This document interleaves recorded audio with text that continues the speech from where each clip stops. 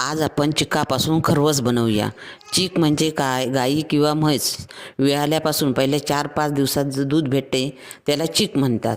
अर्धा लिटर चीक घेतला आहे। 100 ग्रॅम गूळ घेतला आहे। आपण आपल्या आवडीनुसार गूळ घालायचा आहे। तुम्ही पाव किलो घेतलात तरी पण चालेल।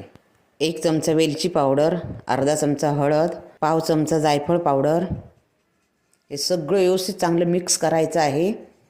एक 5-10 मिनटं तरी चांगलं असं ढवळत राहायचं, मिक्स करायचं।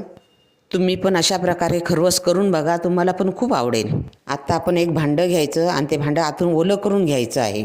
हा चीक आहे तो सगळं आपण या कुकरच्या डब्यामध्ये ओतून घेऊया। आता एक कुकर घ्यायचा, कुकरच्या आतमध्ये पाणी घालायचं आणि हा डबा आतमध्ये ठेवायचा आणि डब्यावरती झाकण ठेवायचं परत, कारण ते वाफेचं पाणी आतमध्ये परत जाऊ नये म्हणून झाकण मारून ठेवायचं।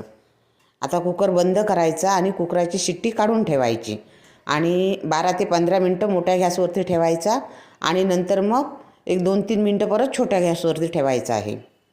हा बघा, अशा प्रकारे हा कुकर ठेवून घ्यायचा गॅसवरती। आता 15 मिनटं झालेली आहेत। खरवस तयार झाला का आपण बघूया। सुरीला चिकटत नाही आहे म्हणजे आपला खरवस तयार झालेला आहे।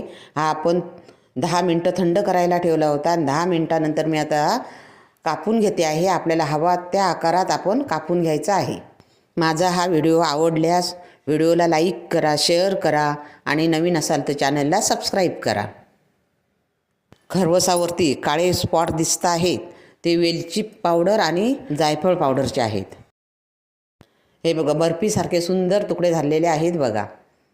आपण कुकरमध्ये न वाफवता आपण मोदक वगैरे कसं टोपामध्ये वाफवतो तसे वाफवून घेतलात हा चीक तरी पण चालतो। संपूर्ण व्हिडिओ बघितल्याबद्दल धन्यवाद।